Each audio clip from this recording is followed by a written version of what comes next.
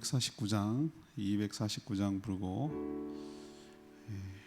수요일 저녁 기도에 시작하겠습니다. 249장입니다. 주 사랑하는 자 다 찬송할 때 6월 3일 수요일 저녁 기도에 249장 찬송 부르고 시작합니다. 찬송부터 부르겠습니다. 찬송가 249장입니다.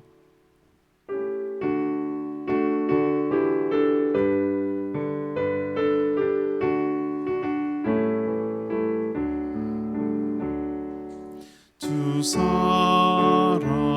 사랑하는 자 다 찬송할 때에 그 보좌 앞에 눌러서 그 보좌 앞에 들러서 그 영광 돌리세 그 영광 돌리세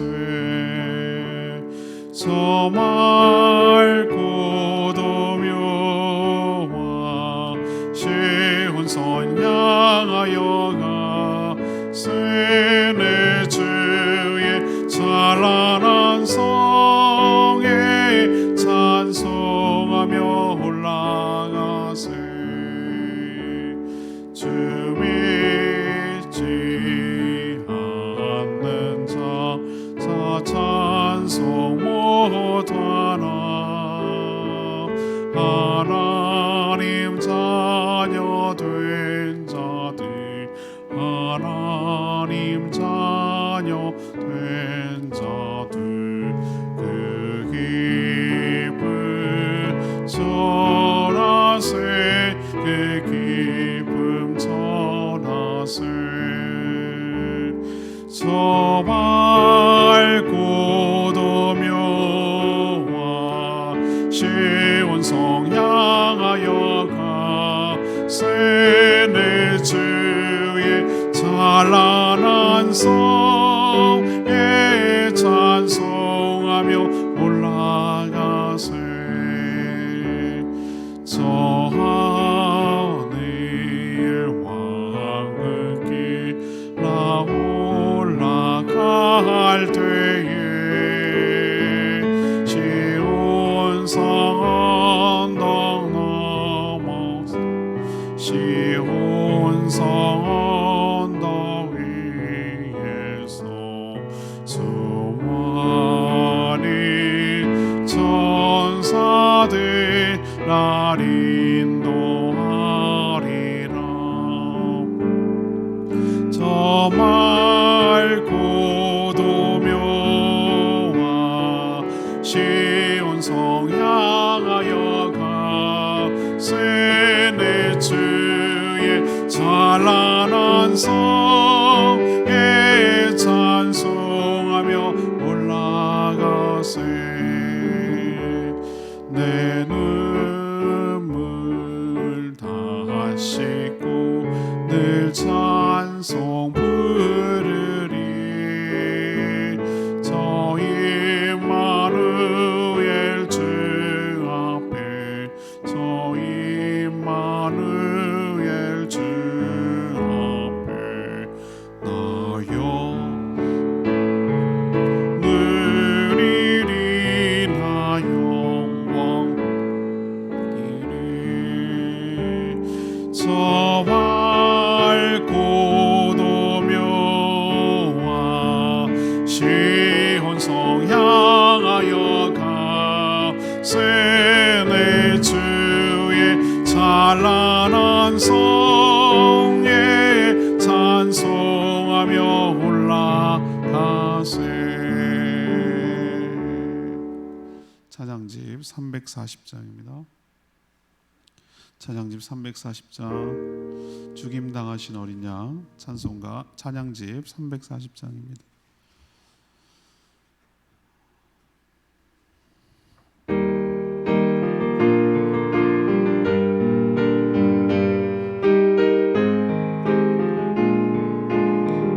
죽임당하신 어린 양 죽임당하신 어린 양 모든 족속과 방언 백성과 나라 가운데 데서 우리를 비로사셔 하나님께 드리셨네. 죽임 당하신 어린 양, 죽임 당하신 어린 양, 우리의 나라와 제사장 삼아 주셨으니 우리는 주와 함께 이 땅에서 다스리네. 죽임 당하신 어린 양, 능력과 구원 지혜 힘과 존귀와 영광 찬송 받으시기에 합당하신 어린 양. 다시 한번 하겠습니다. 죽임 당하신 어린 양, 모든 족속과 방언 백성과 나라 가운데서 우리를 비로사셔 하나님께 드리셨네. 죽임 당하신 어린 양, 죽임 당하신 어린 양, 우리들을 나라와 제사장 삼아 주셨으니 우리는 주와 함께 이 땅에서 다스리네. 죽임 당하신 어린 양, 능력과 부와 지혜 힘과 존귀와 영광 찬송 받으시기에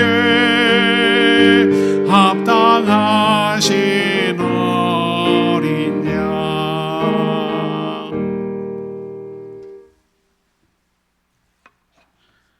하나님 말씀 히브리서 1장 10장 1절에서 18절까지입니다.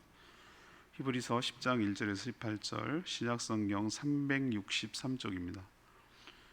오늘은 6월 3일 수요일 저녁입니다. 6월 3일자 본문 히브리서 10장 1절에서 18절까지 말씀 교독하겠습니다. 신약성경 363쪽, 364쪽입니다. 교독합니다. 율법은 장차 올 좋은 일의 그림자일 뿐이요 참 형상이 아니므로 해마다 늘 드리는 같은 제사로는 나오는 자들을 언제나 온전하게 할 수 없느니라.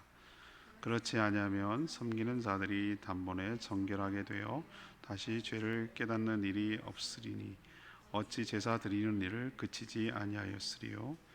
그러나 이 제사들에는 해마다 죄를 기억하게 하는 것이 있나니 이는 황소와 염소의 피가 능히 죄를 없이 하지 못함이라.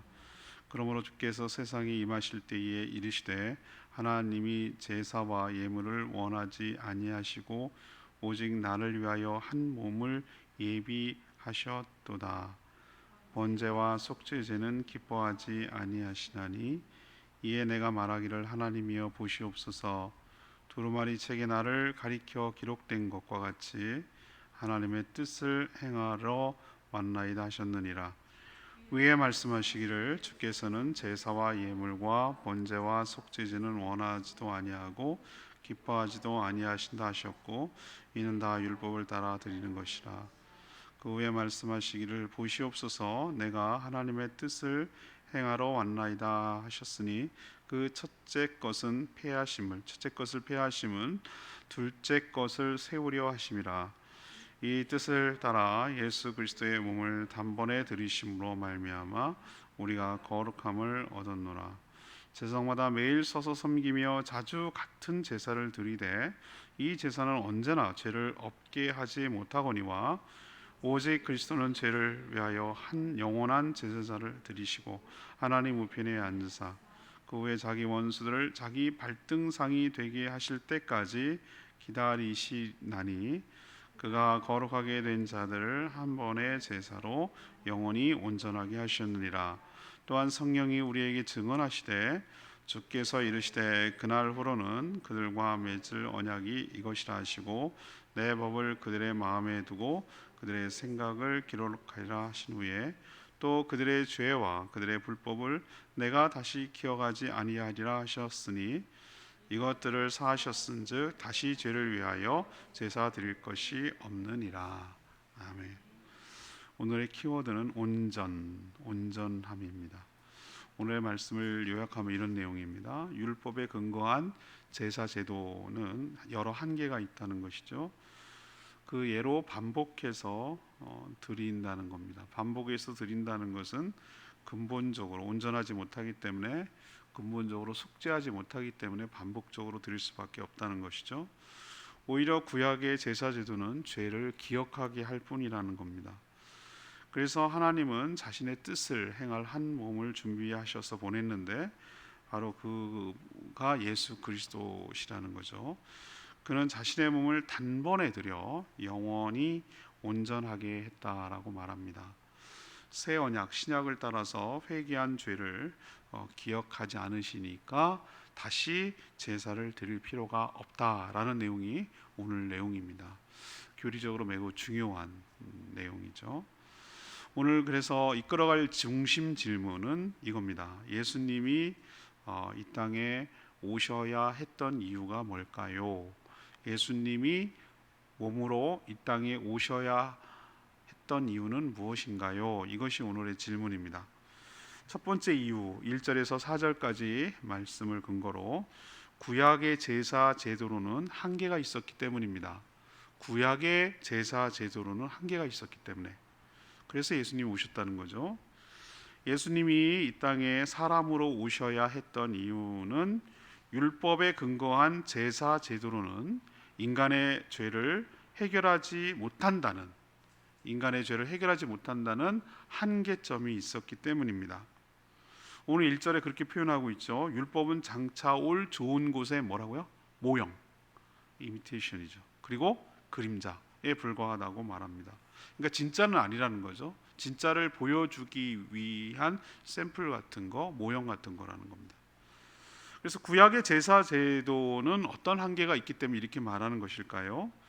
우선 제사를 드리는 사람을 온전하도록 속죄하지 못하는 한계가 있습니다. 그렇게 매일 양, 소, 비둘기, 염소 뭐 이런 거 드리는 것 갖고는 온전하게 그 죄를 깨끗하게 하지 못한다는 거예요.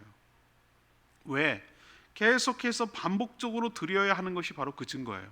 정말로 온전하게 했다면 왜 또 드리고 또 드리고 죄를 지을 때마다 드려야 되는 거예요. 엄청나게 재산에 손실이 있을 거예요. 저도 딱 한 번 제사 드리는 것을 한번 재현하는 걸 봤거든요. 아우, 그거 정말 한 번 보는데도 참 그 뭐라 그럴까?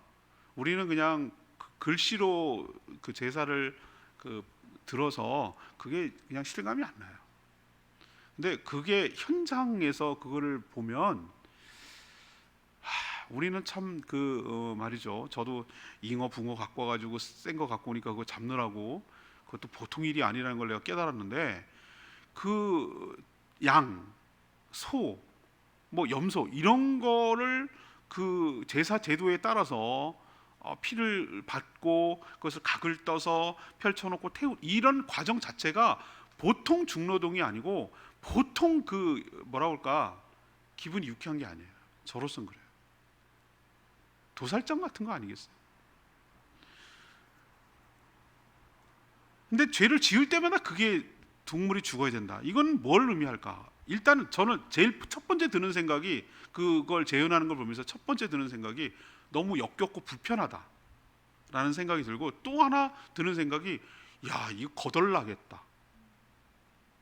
이런 식으로 하면 거덜나겠다. 그리고 또 드는 생각이 이걸 왜 깨끗하다고 하나님은 얘기하시지? 뭐 이런 생각이 솔직히 들었어요. 근데 우리의 관점과 하나님의 관점은 다르다고 말씀드렸죠. 피가 튀고 막 동물이 죽고 막 그 비린내가 나고 막 그 태워지는 그 역겨운 냄새가 섞여 있으니까 아우 막 정신을 못 차리겠어요. 그런데 하나님의 관점은 뭐예요? 우리의 관점은 위생의 관점, 깨끗함의 관점인데 하나님의 관점은 죄의 유무는 피 흘림이 있어야 죄사함이 있는 거예요. 누군가가 죽어야 생명을 바쳐야 생명이 그 죄값을 치러야 그래야 죄가 없어지는 개념이기 때문에 우리랑 보는 관점이 달라요. 근데 여기서 오늘 얘기하는 건 첫 번째 그거예요. 계속 왜 반복할 수밖에 없느냐? 불완전하니까. 그 사람을 죄를 온전하게 깨끗하게 못하니까. 그래서 반복적으로 하는 거라는 거예요. 제사를 드리고 나면 죄를 깨닫지 않고 기억나지 않아야 하는데 오히려 그 제사를 드리고 나면 더 죄가 각인되겠죠. 이야, 나 때문에 죄 없는 얘가 죽었구나 라고 생각할 때 더 오히려 더 또렷하게 죄가 기억나지 않겠습니까? 제물로 드리는 이 황소, 염소 같은 희생 제물의 피는 사람의 죄를 근본적으로 없이 하지 못하기 때문에. 왜? 그건 동물이기 때문에. 사람이 아니잖아요.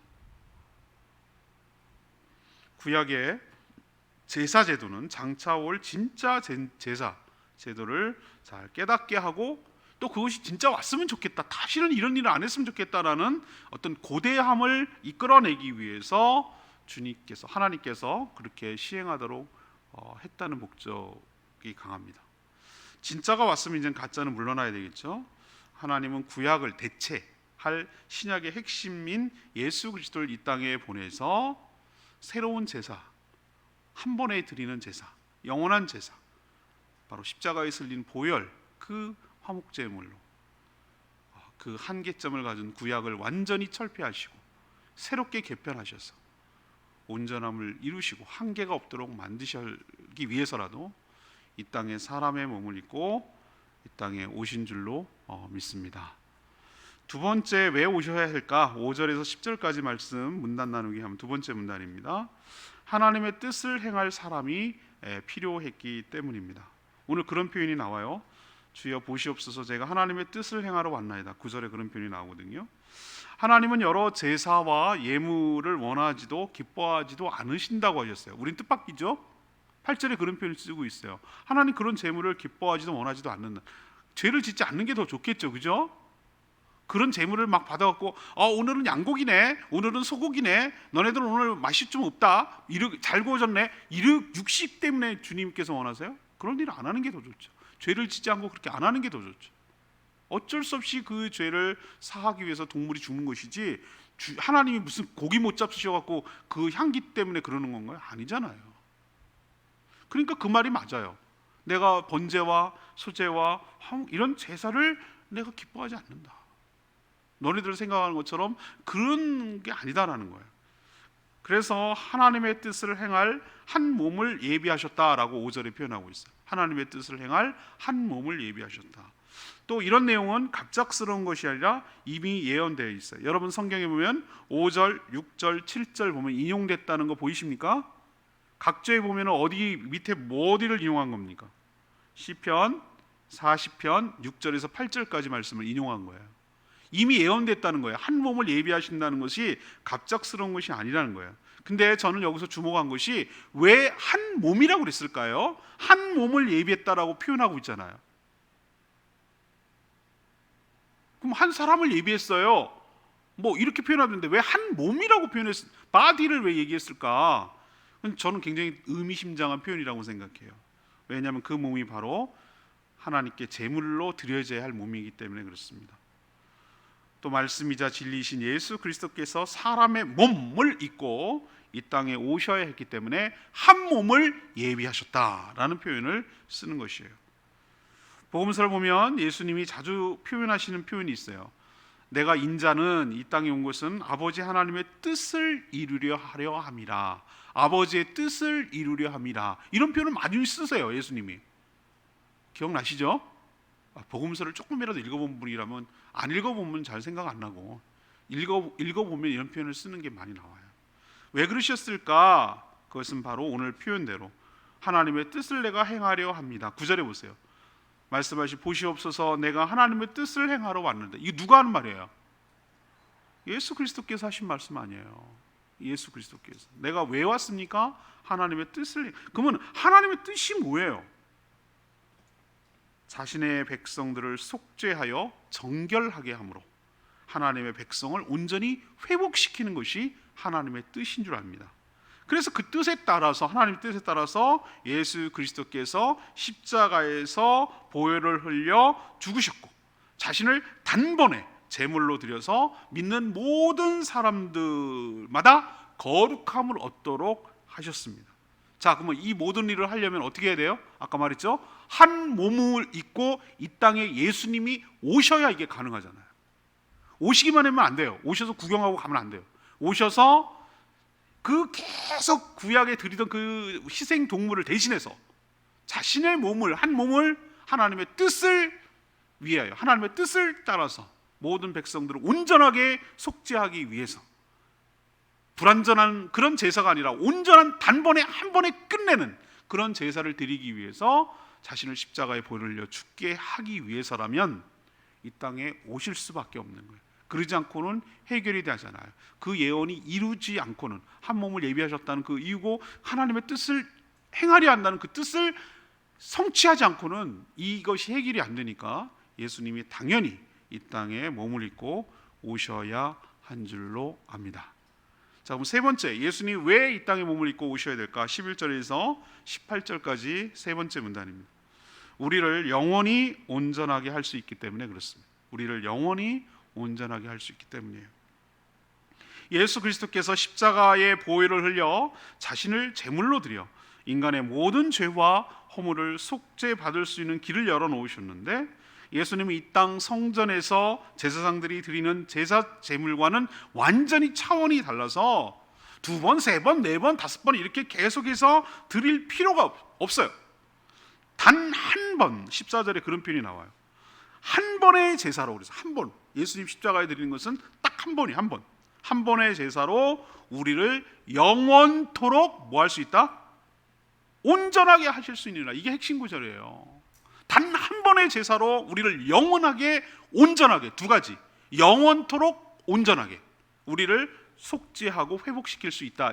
이게 얼마나 예수님이 하신 큰 일 중에 하나입니까?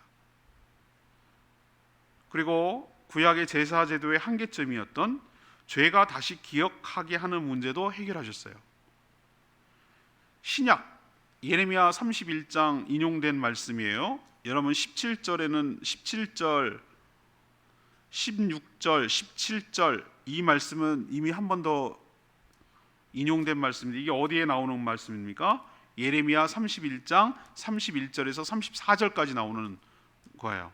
이 구절이 신약의 핵심 조항 중에 하나예요. 세 가지라고 그랬어요. 하나는 뭡니까? 언약을 맺는다고 그랬어요. 신약이 새로운 언약을 맺는다고 그랬잖아요. 16절에 그날부로는 그들과 새로운. 자, 첫 번째 신약의 핵심 조항이 뭡니까? 내 법을, 하나님의 법을 마음에 둔다고 그랬어요. 이게 핵심 조항이에요. 두 번째 핵심 조항은, 그래서 그들의 생각이 기록하리라고, 그들이 하나님의 말씀이 생각나도록 하는 게 두 번째 조항이에요. 그 세 번째 조항은 뭐냐면은 그들이 회개할 때 그들의 죄와 불법을 다시 기억하지 않는 게 세 가지가 핵심 조항이에요. 근데 이것을 가능하도록 하기 위해서 뭐가 필요하냐면 성삼위 하나님의 협동 작업이 필요해요. 하나님께서 새로운 언약을 준비하시고 예수 그리스도께서 이것이 가능하도록 십자가에서 죽으시고 보혈을 흘리셔서 구원의 토대, 새 언약의 신약의 토대를 만들어 주시고, 성령 하나님께서 이것이 적용하고 이것이 실행되고 가능하도록 역사하시는 삼위 하나님의 협동 작업을 통해서 이 신약이 우리에게 효력이 발생하도록 은혜를 주시는 줄로 믿습니다. 그래서 하나님께서 이렇게 하셨어요. 아까 앞에 말했던 뭐라고 그랬습니까? 구약의 제사 제도의 한계는 뭐라고 그랬죠? 제사를 드릴 때마다 죄가 기억나지 않고 사라지는 것이 아니라 오히려 더 또렷하게 기억한다고. 그러나 우리가 신약에 따라서 예수 그리스도의 보혈을 의지해서 하나님 앞에 회개하고 용서를 구하고 속죄를 구하면 하나님께서 그 회개하는 기도를 들으시고 그 죄를 용서해 주실 뿐만 아니라 다시는 뭐 한다고 그랬어요? 기억하지 않는다고. 이게 놀라운 일 아닙니까? 저는 여러분들이 이 말을 들을 때 뭐 그런가 보다 이렇게 생각하는데, 하나님이 전지전능하신 분께서 스스로 이런 약속을 함으로 인해서 우리가 하나님 앞에 나갈 수 있는 길을 스스로 자기에게 적용해 버리신 거예요. 어떻게 하나님이 기억을 안 나게 할 수 있어요? 하나님 그럴 뿐이 못 되는데. 근데 스스로 기억하지 않겠다고 자기에게 자기를 명령한 거예요. 그래서 우리가 하나님 예수 그리스도의 보혈을 위해서 회개하는 것마다 기억이 안 나. 하나님의 기억에서 사라지는 거예요. 그러면 완벽한 거예요. 죄가 있어도 없는 거예요. 하나님이 기억하지 못하는 죄를 형벌을 처할 수는 없어요. 근데 왜 우리는 기억을 하고 있죠? 그래야 다시 반복하지 않으니까, 우리 마음속에. 그러나 하나님은 기억하지 않는다 그랬어요. 그 죄를 다시 재론하지 않아요. 그 죄가 우리에게 심판의 대상이 되지 않아요. 이게 얼마나 놀라운 일입니까? 이게 바로 누구 때문에 가능하다고 말하는 거예요? 예수 그리스도의 보혈 때문에, 예수님의 제사 때문에, 단 한 번에 드린 그 제사 때문에 가능하다고 말하는 거예요. 그러니까 우리는 어떻습니까? 다시 뭐 할 필요가 없는 거예요. 반복해서 제사를 드릴 필요가 없는 거예요.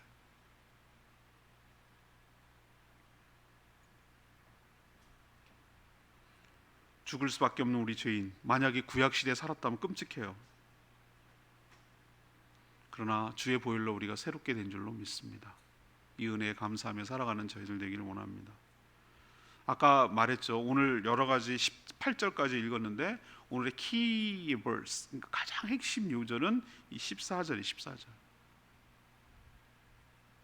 그가 거룩하게 된 자들을 한 번의 제사로 영원히 온전하게 하셨느니라. 이거 외워야 돼요. 저도 대학생 때 이거 확신을 가졌어요. 이 히브리서 10절, 14절 이 말씀이 저에게 구원에도 확신을 심어준 중요한 핵심 구절이었어요. 거룩하게 된 자를 한 번의 제사로 영원히 온전하게 하셨다. 이 말씀을 믿음으로 취하니까 제가 얼마나 그리스도의 보혈이 위대하고 그분 때문에 내가 구원받았는지 확신하게 되더라고요. 구약에서 수없이 죽어갔던 희생 동물은 제사 드리는 자를 온전하게 하지 못했다고 말씀드렸죠. 그래서 끊임없이 반복해야 되는데 예수님은 전혀 다르다는 거예요. 그는 완전한 사람인데 그것도 죄가 없는 유일한 사람이었어요. 그래서 하나님이 받으시기에 가장 합당한 제물로서는 최적격이에요. 최적격. 동물도 아니고 사람인데, 사람은 사람인데 죄 없는 사람이잖아요. 제물로서는 딱 맞는 거예요. 동물이 사람을 대신할 수는 없어요. 근데 누가 죽어도 그건 자기 죄 때문에 죽는 거지, 누가 우리를 위해서 죽을 수가 있겠어요? 다 죄인인데. 그래서 그의 보혈과 드림이 우리를 영원토록 온전하게 합니다. 수학에서 이런 표현이 있어요. 필요 충분 조건. 필요 조건, 충분 조건도 아니고 필요 충분 조건. 예수님의 그 십자가 보혈은 우리를 구원하게, 우리를 속죄하기에 필요 충분 조건이에요. 더 이상 보탤 것도 뺄 것도 뭐 아무것도 없어요. 그걸로 충분하고 필요해요. 필요 충분 조건이에요. 신약에 따라 우리를 구원을 최종적으로 완성해 나가실 분도 예수님인 줄로 믿습니다. 다시 한번 질문으로 오늘 돌아갑시다. 오늘 질문이 뭐였습니까? 예수님께서 이 땅에 몸을 입고 오셔야 했던 이유는 무엇입니까? 이것이 오늘의 질문이에요. 그럼 첫 번째 대답. 구약의 제사 제도, 이 희생 동물을 잡아갖고 피를 흘리고 하는 이 제도로는 뭐가 있었기 때문에? 한계가 있었기 때문에. 한계가 있다는 증거가 뭡니까? 반복적으로 드려야 된다는 것이 한계예요. 그러니까 온전하게 하지 못한다는 거예요.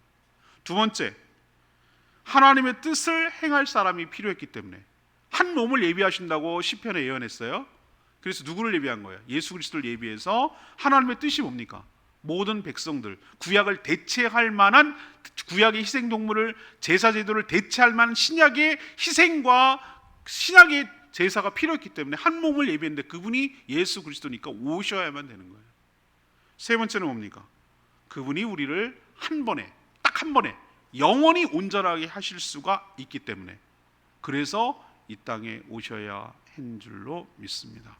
우리가 어떻게 구원을 받고 예수 그리스도의 보혈이 나에게 어떤 의미가 있는지 확실하게 깨달으시고 흔들리지 않으셨으면 좋겠어요. 그리고 우리가 신약에 지금 적용을 받고 있음을 기억하고 회개할 때 다시는 죄를 기억하게 하지 않는다는 하나님의 놀라운 은총에 감사하고, 우리가 구약시대에 살지 않고 유대인으로 태어나지도 않았는데도 불구하고 이 모든 은총이 우리에게 적용될 수 있다는 점에 하나님께 진심으로 감사하고 하나님께 영광 돌리며 살아가는 저희 모두가 되기를 원합니다. 오늘 말씀 붙들고 기도하기 전에 아까 불렀죠? 찬양집 340장 부르고 기도하겠습니다.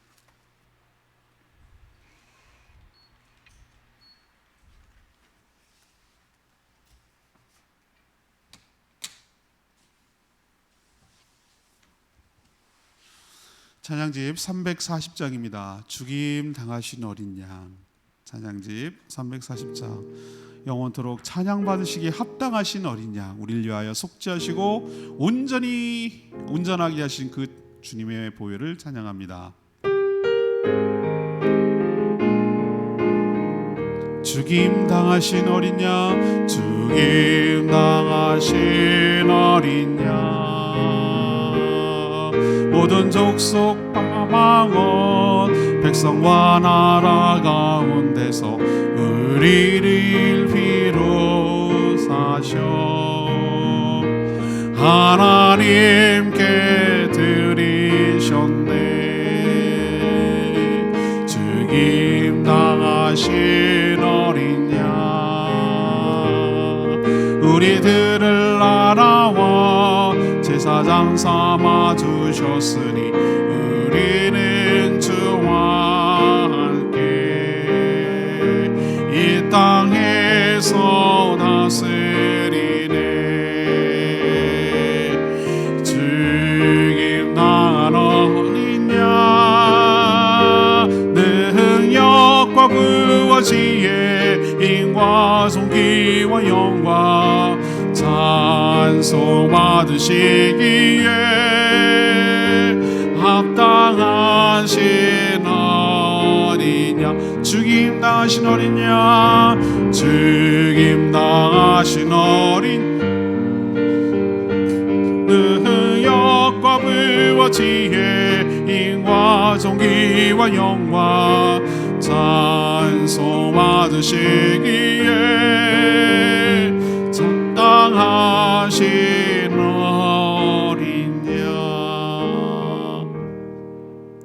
여러분, 오늘 말씀 듣고 여러분은 어느 말씀이 딱 마음에 꽂히세요?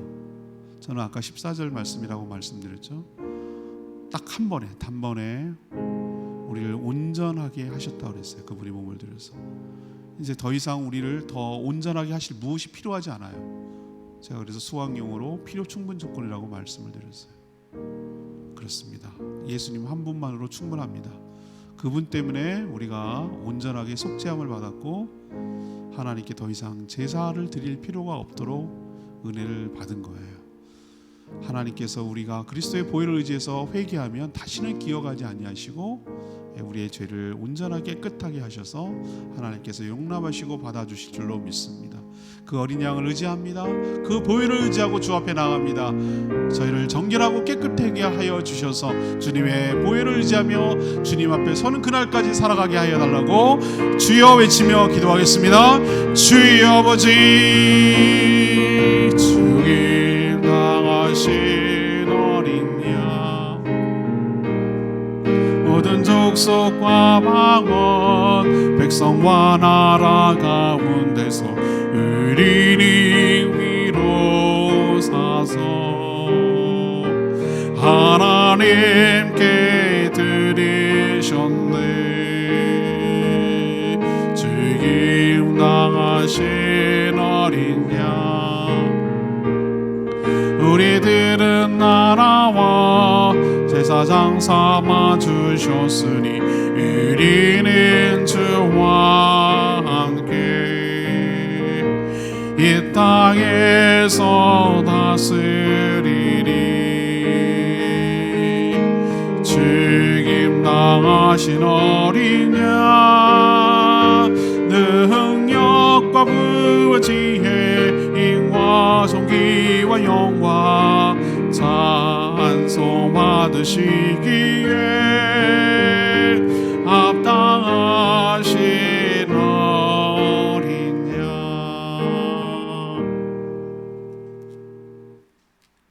하나님, 예수 그리스도께서 이 땅에 사람의 몸을 입고 오셔야만 했던 이유를 알게 해주시니 감사합니다.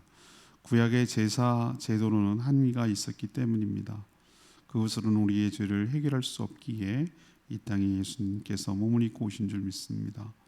우리를 위해 단번에 자신을 드려 우리를 영원히 온전하게 하셨습니다.